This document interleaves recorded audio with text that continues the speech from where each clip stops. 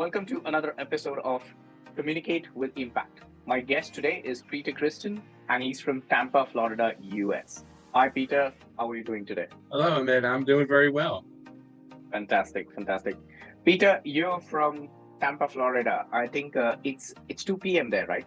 And it is 2 p.m., yes. 2 p.m. And is it Monday? It is Monday. It's Monday the 9th of January. It's Tuesday 10th here, 6:10 a.m. in Melbourne, and it goes to show the globalization that we are in, number one, and of course that my podcast is also global now. Well, I'll pass on to you, Peter, to introduce yourself. Okay. As Amit said, my name is Peter Christian. I am a retired business executive. I had my own consulting company along with 5 partners, which I retired from at the end of 2018. We were in the business consulting, and they still are, even without me. They continue to flourish. But since that time and what people would call retirement, I have written and published 2 books. I do a number of podcasts, including this one, which Amit was so gracious to invite me to. I write articles for magazines, for Medium, and also for my own website, with the possibility that a 3rd book may be in the works. I am connected with my undergraduate university, Rutgers University, and I'm on 2 educational committees there, working to help to improve the curriculum to some degree and to mentor students. And I teach a project management class at a school about 1,300 miles from where I live. In fact, the next class will be coming up in 2 weeks, and it's on project management, and the participants get a certification once they complete it, not a Project Management Institute certification, but one through the university. So I'm staying pretty busy in my retirement. That's a retirement I would love to have. Well, there you go. Plan for it. Absolutely. Hey, let's start off with the 2 books that you mentioned. So I know the first book was Vermin Problems. The second book is Influences and Influencers. Yes. Could you please let us know what are those books and what's the benefit for someone to read those? Terrific. Okay. The first one, What About the Vermin Problem, was something that I thought about for a long time while I was working both in industry and as a consultant. And it dealt with experiences that I had with people and companies that I felt were somewhat interesting, both from a positive sense and from a not so positive sense, because we learn not only from the things that we do well, but sometimes the mistakes that we or others make. And I always said to my colleagues, someday that should be in a book. And when I retired, again, I'll put that in quotes, it was a time to write that book. So I did. And what it was a collection of experiences that I had, again, on a positive and a negative sense, while it was directed towards business and to direct people who are in business so that they can make better decisions in what they're doing and how they're doing things. It also has life lessons in there too, because it dealt with communications and trust and that you live up to what you say, that you don't just tell people to do one thing and then do something completely different. And as we like to say, walk the talk. So it had a lot of life lessons to it as well. And in fact, a number of people that have read it have come back to me and said, I can relate to that. I've had those experiences either in my business life or my personal life. And gee, I wish I had this book earlier in my life. Well, they have it now, so hopefully it's helping them. But it's also to help people that are just getting started. Because again, you don't have to make mistakes that other people made or deal with certain situations if you can avoid them and can see them coming and know how to deal with them. So that's what that book is about. The second book was a genesis from the first book, because as I was working on it with a person who was helping me, she said, well, what about the second book? And it kind of stopped me for a moment. And I said, well, there is no second book. And she said, well, there should be, because nobody ever writes just one book, which was news to me. But anyway, so it got me thinking, and I said, okay. So I went off on a little different tangent, and you can kind of tie it together with the first one, but the second one was about what is it that impacts us? What influences us? Who influences us? Again, on a positive and on a not so positive sense, because we learn from both. And I started to think back on, life is not just a singular voyage that we take. We run across a number of people in our lives, right from when we're born with our parents and our relatives and so forth, to the people we interact with in school and work and so forth.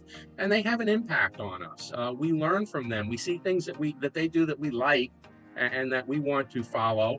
And we see things that we don't like so much that just don't hit us the right way. And we say, that's not for me. I wouldn't do things that way. So I reflected back on people that have had an impact on me, that have helped me in a number of different situations in school to get me scholarship monies and so forth, and direct me in my studies and where I should study. People in work who took me under their wing and mentored me and helped me with my career and guided me and gave me a lot of positive feedback and direction and so forth. And also some people that I went, again, that's not the way I would deal with stuff. So I kind of pushed that to the side and didn't deal with those folks as much.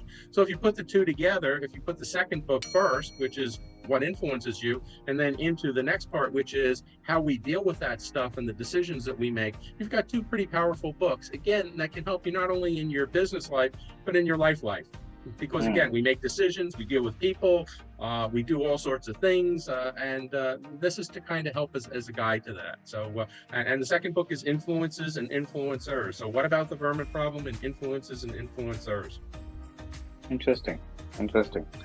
That's actually a very good take. I mean, and I completely agree on the fact that, there are people who come and influence you every time. So I always say this is that, people are made up, during their lifetime, and there will be many situations that influence you. There will be others who might influence you. Some might influence you in a wrong way, some do it in a right way, right? Yes. Again, also based on the situation as well. Because that drives a lot of things. But I think you putting it down with your experience would at least help give someone at least an idea or a thought that, okay, this is the situation, sort of similar to me, not 100% alike, but at least sort of similar. This is what Peter did it. And, this is what I can at least take away from it.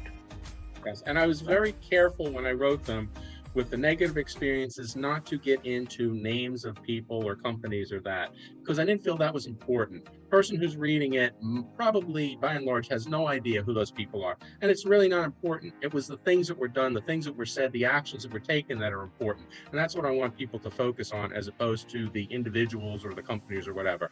But when there was a very positive, then I did bring out the names, because if the people are still alive, or because some of the people that I've written about have passed on, but if they're still alive and they're reading it, I want them to get the recognition and the accolades for whatever they did and the positive impact that they had on me. The not so positive, that's okay. If they read it, they can probably figure out who I'm talking about, and that's fine. The rest of the world doesn't need to know. True. No, that's. I think that's a fair thing to do. And this is what comes out of years and years of experience as well. Yes, and we all have them. Absolutely. You did mention about the third book. Yes. So what are you writing these days? Okay, so the person who got me to sneakily write the second book was equally sneakily getting me to write the third book. And what she said is, I want you to write 12 articles over the course of the year, one a month. And I said, okay. And what the theme was that I came up with was, as I was in consulting, and I would meet with a particular new client, I would start the conversation with, so what is it that keeps you awake at night? Meaning, what is it that is a real problem to you, that really bothers you to the point where it makes you awake at night? So that was the theme that I started with. And as I started to write and I got into like the second month or so, I realized, when I get done with 12 months, I got another book here. So I went back to the person. I said, you got me writing another book without telling me about it. She started laughing, so she knew I had caught on. But I've continued to write on it, and I'm past 12 months now. I think I'm into 24 or 28 or something like that, because I keep thinking again of circumstances, not just business related, but in our lives, things that bother us for one reason or another. And I've dealt with them in some cases, or I know of people that have, so I write about it. The last one I wrote about was death, about how all of a sudden we get hit with this impending realization that we're only here for a fairly short period of time, and people start to worry about it. Well, quite honestly, you can't worry about dying. You worry about living and what you're going to do and how you're going to impact the world in the short time that you have here. And, death is just part of it. I mean, people have come and gone before us and will come and go after us and so forth. great people and not so great people, and people we know and people we never heard of, and so forth. And so I wrote about that, but I've written about a number of different things. I wrote about business situations where all of a sudden the business isn't going so well and it's not making the profitability. We just went through a lot of that with the COVID situation in 2020 and 2021, where people had, a lot of businesses failed and they had a lot of issues to deal with in order to keep their businesses going. So things along that line. So I've got them lined up. If I ever decide I want to release all this stuff, put it into a compendium book and release it, it's all there. But in the meantime, I've published it out. It's on my website. I tend to send it out on LinkedIn. So quite honestly, people can go on my LinkedIn site and see those posts. I typically post one a month. It's on Medium, so it's out there. But I haven't decided yet to turn it into a book. So you can get it for free right now if you go on any of those. I can see that. So I was actually on the Medium and I was going through the articles, and I saw this consistency of one thing: what keeps you awake at night? And there's like so many posts on the same thing, and I was like, you're up to something. And now I can connect the dots. Okay, who is this guy? I can connect now I can because there's so many of those articles that you've written with the same title, what keeps you awake, and it dates back like 2 years or so. Now that I see it. Probably more than that. And there's a lot, just for all the viewers, there's a lot of articles that Peter has written on Medium. I'm going to post the link. Just scrolling through and you'll understand in last 2-3 years, actually, I would say, since he has started, there's a lot of different areas that Peter, you've written in. And it's quite interesting, I read few.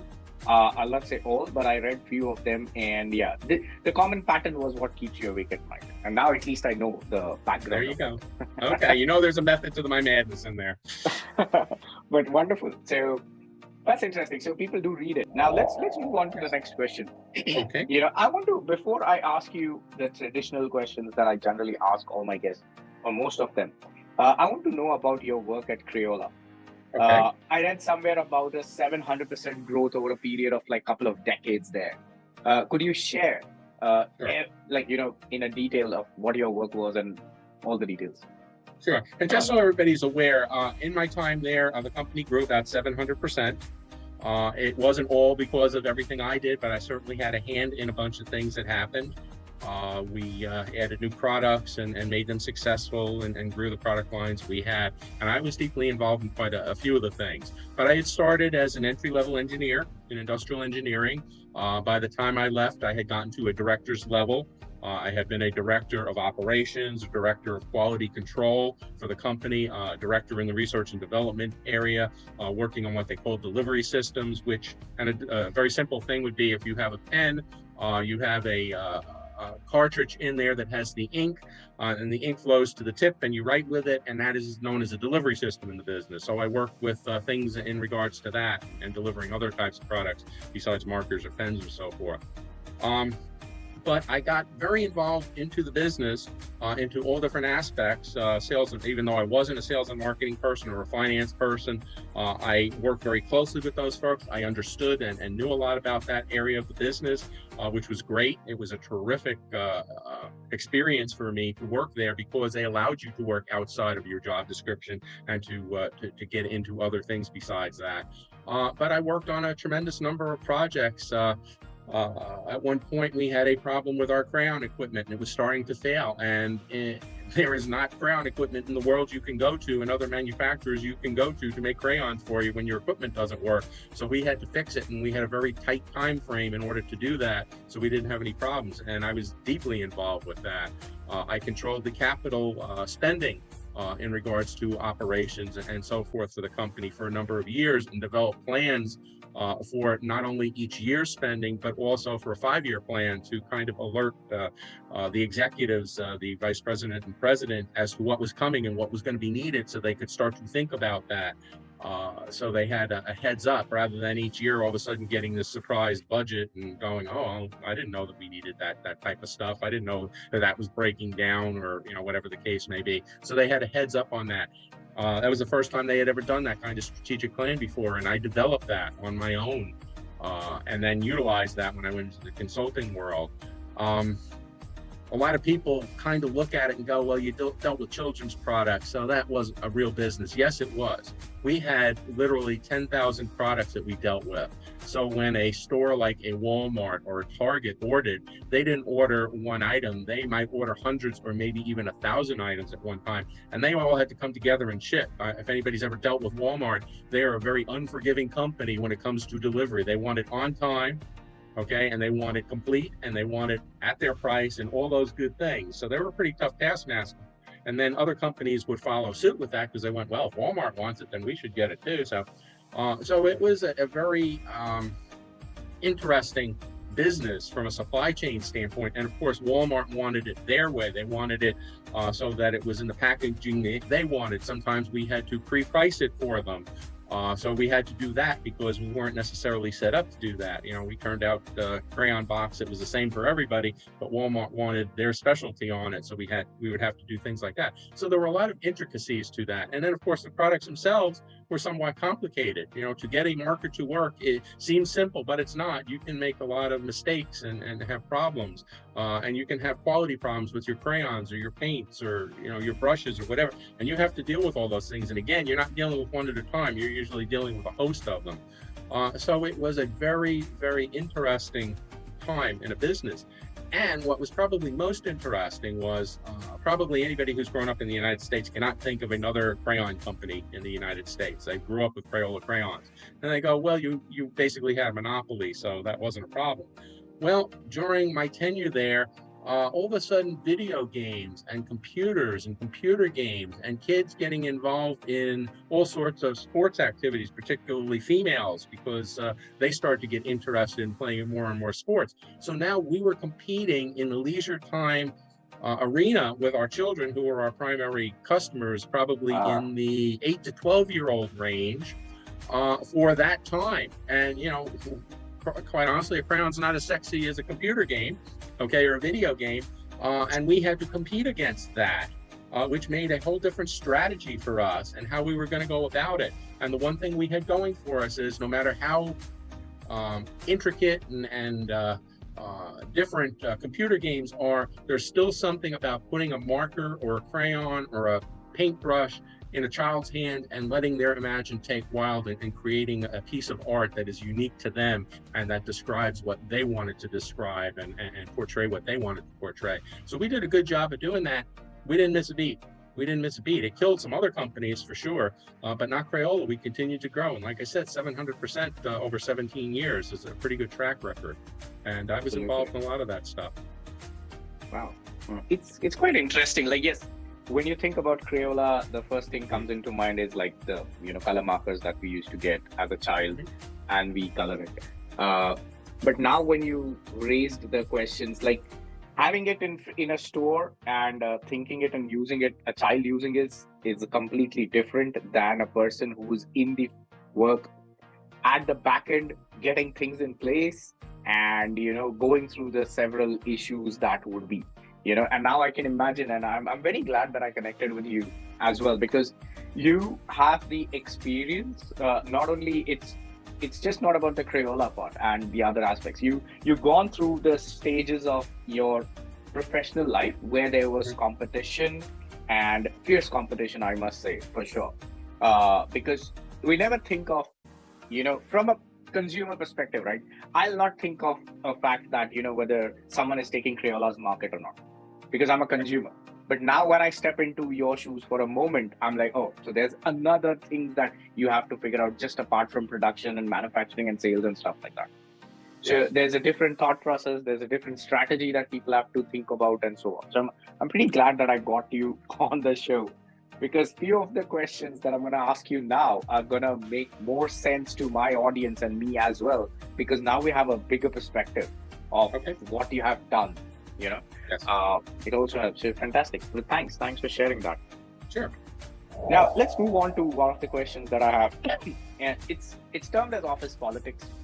Now, politics by nature, the word is a little tricky word, right? And I want to understand from you, how do you define office politics in a way? What exactly from your perspective is office politics, and, you know, how do you handle it? And I'm not saying most of the time people feel it as a negative tone towards it.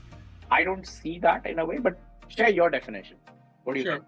Well, as in everything, people come at things from different perspectives. They have their viewpoints, they have their strengths, they have their weaknesses, and you have some people who don't have a lot of strength, okay, but they utilize savvy and kind of that schmoozing to move ahead and to get what they want and to get into the position they want and to influence people and so forth. And all of those are basically politics. I mean, if you look at what we all see, which is out into the political arena of state government and federal government and local government and so forth. Essentially, that's what a politician is doing. They're telling you what their background is, why you should vote for them, why you should allow them to represent you. Well, in business, essentially, that's what a number of people, not everybody, because not everybody plays the political game. People are very happy to just do their job and not to politic for anything and so forth. But there are a number of people who are, particularly at the executive level. To get to the executive level, you have to have a bit of polish and be able to influence people and so forth. So you've got to be aware of that, particularly if you're going to be in those types of positions. As I mentioned, I got to be a director at the director level, which was one step below a vice president, executive vice president, and so forth. And even at that point, you start to see the politics and feel the politics of what's going on, because the higher you rise in the organization, if you want to get promoted beyond where you're at, there are less and less positions available, and you've got to show that you're worthy of that. And not necessarily by what you accomplish, but by the friends you make and the allies that you have and who's going to mentor you. And it could change in a heartbeat. You know, if your vice president who has been helping you along with your career suddenly decides that he or she has a better job offer somewhere else, or they retire and a new person comes in, they have no loyalty to you. And they may have loyalty to people that they work with elsewhere, and they want to bring them in and have them working. And for no reason or fault of your own, all of a sudden, where you were doing perfectly fine, you stumble and you fall, and you may wind up leaving the company because of that as well. Not because you're not competent, not because you're not capable, but because they like somebody better who they've dealt with before. And that's all part of the politics. So you've got to be cognizant of that. You may not like it. I never liked playing the politics because typically in politics, you are trading things. You know, you give me this and I will give you that, or I will do this for you, but in turn you owe me a favor and I will call it somewhere. And a lot of people don't like to do that. They just want to deal straight up. It's a good idea. We should do it. Always sounds good. Doesn't always work that way. Okay. And I ran into it. I can't say I played politics the best of anybody. Okay, because it was not really my forte. I was very much here's what we need to get done. Okay, let me put my time and energy into doing that, as opposed to telling everybody how wonderful I was and all the great things I was doing. I was hoping that my actions and the results of those would stand for themselves. And for the most part, they did. I was, a pretty valued member. People would come to me with problems and issues that they couldn't solve, or they needed help, or they didn't trust somebody else with. And I had a lot of confidence to work with people, which I certainly enjoyed. But I had my detractors too, people who saw me as a threat because I was vying for some of the same positions and roles that they were. And you have to be aware of that too. Not everybody in this world is your friend and wants to see you do well. And in particular in business, where your livelihood is at stake and your reputation and so forth, and maybe some power, perceived or real. So it's an interesting phenomenon. And anybody who says, oh, I'm not going to get involved, or oh, that doesn't exist in my company. Yes, it does. You're just not paying attention to it, okay? You're trying to ignore it, and you do so at your own risk because it can catch up to you. Again, if you're not playing the game, all of a sudden you might find yourself falling out of favor for nothing that you did wrong, okay? Other than the fact that there was somebody who didn't have the acumen you did, but played the politics, and they got ahead of you. They jumped ahead of you. So it's unfortunately a fact of life, and you just have to deal with it. And it comes in all aspects. And again, not just in business. Okay, outside the business world, you see it too. You see somebody and they're so popular and you go, I don't think they're all that wonderful, but yet, they get invited to parties or this or that, and you're not quite getting the same invitations. And you go, what do they see in them that I don't see? Or why are they getting it? Because they know how to play politics and they know how to schmooze with people. And then you have to decide, are you going to get in on that or not? And if not, then you have to decide how you want to operate from there. So it's kind of an interesting phenomenon, but it's real. It's real. It's not made up and it's not overblown. Okay. Absolutely. Yeah. And even in small companies, it's not just large companies, but in small companies, it happens as well. So you got to be aware of it. True. I think the key is what I have observed so far is that, yes, you're absolutely right. Politics is there. It's just that even if you don't want to, like, I'm not sure if I use this word correctly or not. Even if you don't want to play it, you're still part of it, some way or the other. Now, if you want to grow in your industry to a position where you have the authority to make decisions or to take decisions and impact somebody else's lives, because when you're up in the ladder, decisions are whatever decisions you take, or you at least be an influencer of those, you're going to impact somebody right down at the bottom. So when you're there, you need to forget the word politics, but at least you need to, like you said, you need to know what's going on and figure out what part of the influential area you want to be in, this side or that side, because you gotta still take a chance. And if you're gonna be in the center, not taking any not taking any options, then it's gonna be another big battle, because now you have people who have a different viewpoint, others who have a different viewpoint, and you're gonna be stuck. Right. So even when we make a conscious decision not to do something, not to take an action, that's still an action and that's still a decision. Okay. So when people kind of abdicate that, they don't realize, well, now they've lost their vote. They've lost their influence in that. And now they're stuck with whatever comes out and they have no right to complain. I'm seeing that. I've seen that in the last couple of months, just in private situations, and it bugs the heck out of me. Okay. Because people complain about certain things and yet they're not taking action. They're not doing anything to correct it. Well, then I'm sorry. You accept it then, and you've got no right to complain. If you don't like it, get involved. You may not win, but you can certainly influence the outcome to some degree and maybe, again, get some compromise. Because, again, in politics, it's about compromise, okay? So if somebody wants you to support something, you do it, but then, again, you ask for something in return, okay? And then you get something out of it. It's not just a one-way street. But when you refuse to get involved or say, well, I'm not going to get involved, you're involved, okay? Don't kid yourself. You are involved. And when you decide not to do something, you've decided not to do it. And now the people who are taking the action will just kind of do whatever they want to do. And then you got nothing to say about it. You can't change it at the end. It's too late. Sometimes it is too late to change a decision. So it's better to get involved. You don't have to be the upfront person yelling and screaming and waving your hand and all that stuff. But you got to let it be known what you agree with and what you don't agree with and what you're willing to accept or what you're not. I had one guy. He preceded me in the quality role, and he got out of it, and he was now a plant manager, and he wanted to do something that I didn't agree with, and he was trying to get me to buy in and to agree even when I didn't. So he basically said at the end, well, the decision, it's my decision to make. I said, that's fine, then you'll do it. He says, and then I expect that you will say that you agree with it. And I said, don't expect that. And he was kind of like, what do you mean? I said, I will tell exactly what I feel, and I will tell that I didn't vote for this, and I disagree with it, but I was overruled, and the decision is yours. And see, what he was playing the game of was, then if something went wrong, he could say, well, Pete didn't disagree with it, or Pete agreed with it. He said, yeah, he was in favor of. So now he's kind of already sharing the blame, looking for the worst possible case. And I wasn't willing to do that. So I said, no, if somebody asked me, I will tell them I was not in agreement with it. I never was. I voted against it, but I didn't have the power to stop it. So the people who made that decision, and you're one of them, now have to take all the blame. Well, he didn't like that. Okay, he was not one of my favorite people, and he played definitely the political game. And he got to where he was at through, and certainly not through his abilities, but through a whole different thing that we could get into if you wanted to. But anyway, and so he was not the nicest and brightest person I dealt with, but he knew how to play the game. Yeah, we had that conversation. He did not like it, but that's the way it was. And I think if somebody asked me, I told them the truth, at least from my perspective, and then we went from there. No. I think two things comes out, right? So one is the thing, like I always tell this to people, that say no.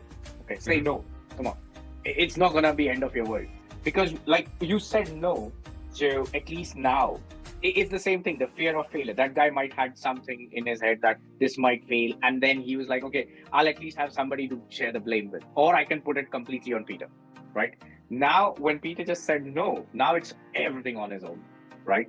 And now the fear and other things come in. So that's one good thing, that at least you said no, you took the stand that, okay, I don't agree, I have to do it because I report into you, but I don't agree with this whole thing that you're doing. Well, I remember, again, let's go outside of business. I was involved with jury trials. I got to sit on jury trials. So the first one I was on, you now have 12 people and they're voting whether to convict or to acquit the person.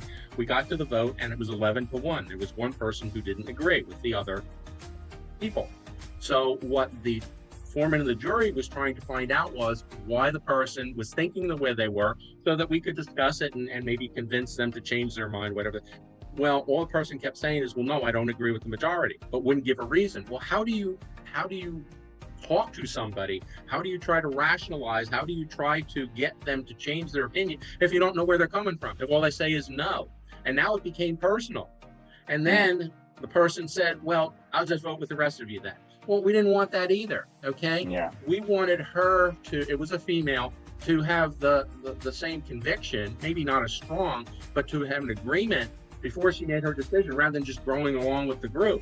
But she didn't want to play that, she didn't want to play that role. And it's like, but how do we discuss it then? If you just keep saying no, no to what? Why are you saying no?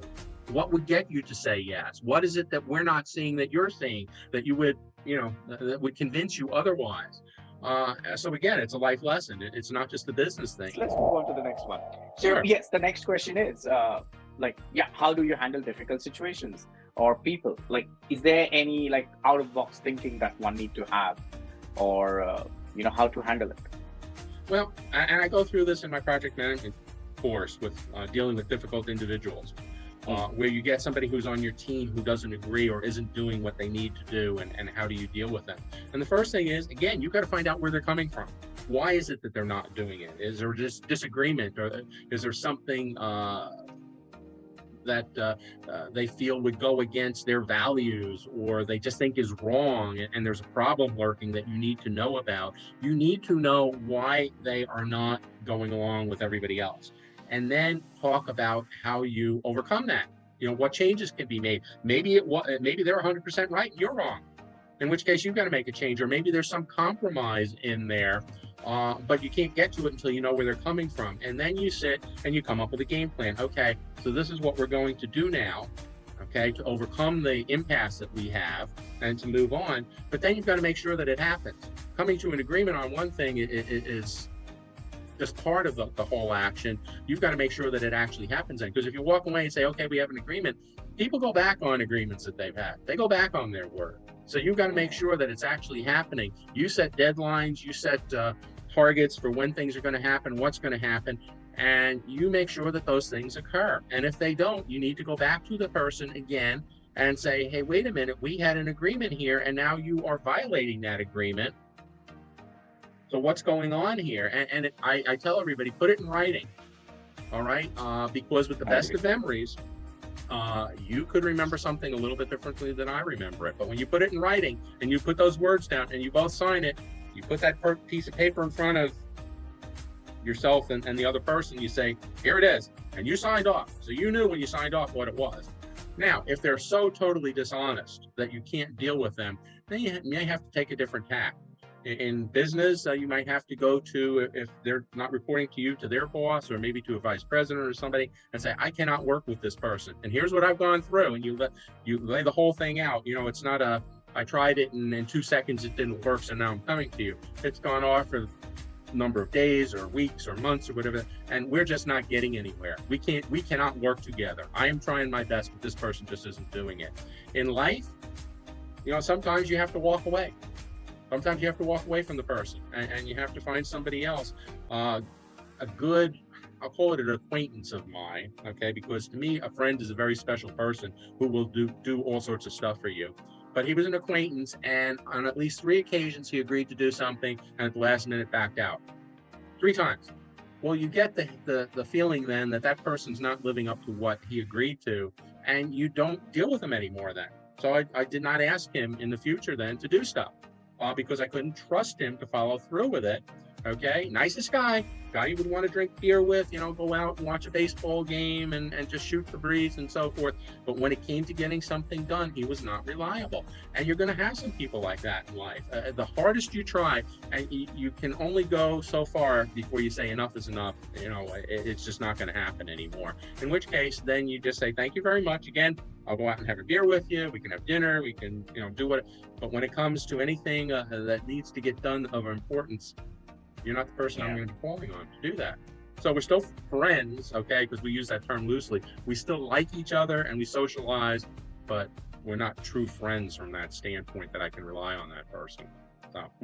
So that would be my recommendation to people in dealing with it. You try your best, you trust them, but you verify and you make sure that it gets done. And if it doesn't get done, you find out why not. And if you find out that the person is not reliable or being honest with you, then you have to take different tact in order to move on. Sure.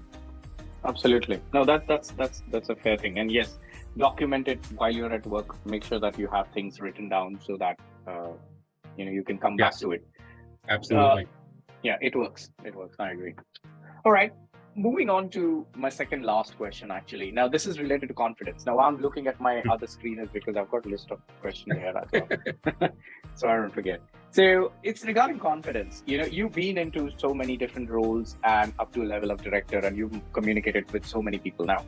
The quick question is that how somebody can build confidence over a period of time so that they can share their views, ideas, and present to their senior leaderships as well. Do you have any tips on building confidence? Well, first of all, you have to have confidence in yourself and what you're doing. If you continually question every action you take, every decision you make, it's okay to do that, but not to beat yourself up. It's just kind of a check to say, did I cover all the bases? Did I consider everything? Yes, I did. Okay. I'm going to stand by what it is that I said or what I did. But if you're constantly apologizing and saying, well, maybe you're right, that's not a good thing, because people will pick up on that and they can twist and turn what you're saying. And if you're very strong on a point, they'll go, well, for the last 10 times, you changed your mind about stuff. And people don't like to see that. It doesn't mean that you're cocky. And I got accused of that one time. And if we have time, I'll tell you that story very briefly. But it's not a matter of being cocky. It's a matter of self-assuredness that you've covered everything that needs to be covered. You considered the options. You can discuss them, because again, like the thing that I had with the jury person, but in a business decision, if somebody asks you for the details and how you came to the conclusion, you should be able to go through and here's how I arrived at where I'm at. All right. Now, if they want to debate a certain point or something, that's fine. All right. But otherwise, you say, because in a lot of cases, they haven't done their homework. Okay. Well, there are some people that will question you to death. Okay. And you can do that with somebody and never get anything done. Okay. Because there's always one more thing to cover. And at some point, you got to draw the line and say, that's it. So I was always confident in what I did. Okay. And I stood up for it. And similarly, if I was proved wrong, if somebody could demonstrate to me and come out with a fact that I didn't consider, or, something that I had missed, then I would be the first one to admit, yes, I was wrong, and I will fix it and I will move on. But if they couldn't do that, again, if they just said, well, I don't agree with that, and they can't give you a good reason why, you got to go, forget it. Okay. And you got to argue with them if that's what the case is. And if it gets thrown to a higher level and a higher court, then so be it, and be willing to do it. What happened with me was I worked for a person who I didn't have a lot of respect for, and he wanted to change one of the operations. We were filling paint into tubes, okay, and then storing them. And he thought instead of filling them into the individual tubes, we would put the paint into a large bladder, okay, a plastic bladder. So if you went into a cafeteria and you see them when they're changing out the milk machine, they have this big plastic thing that the milk is in, and as you pour the spout, milk drops, and then you push it. Well, he wanted to do something like that. Well, I didn't agree with that, because I thought, well, after you mix the paint, you now have to put it into a filler to put it in the bladder, so you're already filling. Now it sits in a bladder. Now that has to go into a machine. And when you fill the individual tube, now you're filling a second time and you're making a second mess that you have to. And I thought you're adding more work. And after a period of time sitting in a bladder, it can harden or separate or whatever the case may be. So it's better to filling into the tubes. If you don't like how many tubes you're inventorying, cut the batch size down and fill less tubes, but you do it one time. Well, the vice president we worked for thought that this was a good idea for some reason, and I didn't. So basically I was doing what I call passive resistance. I just wasn't working on it or so saying anything to anybody. So one day the vice president came to me and he said, so how is the project going? And I said, well, it isn't going. And he looked at me and I said, I don't agree with it and I'm not doing anything on it. I said, you should go talk to my boss who thinks it's a great idea, and let him work on it, but I'm not doing anything. Well, for some reason that day, I guess the vice president was having a bad day, and he said to me, you think that you're the smartest guy in the company. Now, he had never said that to me before. We had a very good relationship, but for some reason, he was ticked off that I didn't do this. And I said to him, no, I do not. I said, but I know what I know, and I know what I don't know, and in this case, I know that it isn't going to work. And if I continue it, we're going to spend a lot of money, you're going to be unhappy, and then you're going to say to me, well, why didn't you tell me so? I said, so I'm telling you so now before we even get involved in it. I said, so go ahead. If you think it's a great idea, go to my boss, and between the two of you, you can do it then. It never happened. Just never went anywhere. But, here was an attitude issue that I had, and I was being accused of being cocky. And I wasn't being cocky. I was just saying, no, I'm not going to do it. Oh. Now, if he had said to me, you're going to do it or you're going to lose your job, that could have been a whole different situation, and it would have been interesting, but I could have drawn it out and done a lot of stuff to make sure that it didn't happen. Okay. But anyway, we never got to that point. So again, you build a confidence in yourself and a self-assuredness, and you stand by what you believe, and you have the facts and the figures to back it up, and you're willing to stand there, and if you have to, you prove the other person wrong. And if that embarrasses them, that's their problem, because they're the ones that made it an issue. You did. You just said, here's what I came up with. I remember one time with my boss, he wanted me to solve something. I forget what it was. And I came up with 6 different ways. And every way I said, he said no. Finally, after the 6th one, I said, screw it. I'm not doing it. And I said it right to his face. I said, you didn't hire me to come up with the number of solutions. You came to me to fix it. I've given you 6 different ways. If you don't like any of the 6, you tell me which, because I'm out of ideas. I said, and otherwise, I'm going to do what I think is right. And I did. It was like, why are you doing this? It's not a test to see how many different ways I can come up with. It's fix the problem and let's move on. So you just never understand with some people the attitudes they take. And you've got to stand up for yourself, because if you don't stand up for you, nobody else is going to stand up for you. I found that a long time ago. If you stand up, then you'll get people that will. But otherwise, if you don't, they're going to go, well, if he doesn't believe in himself, why should I believe in him? I agree with that.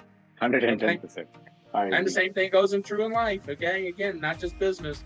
Same thing. Stand up for yourself. Have confidence in what you believe and what you know. True that.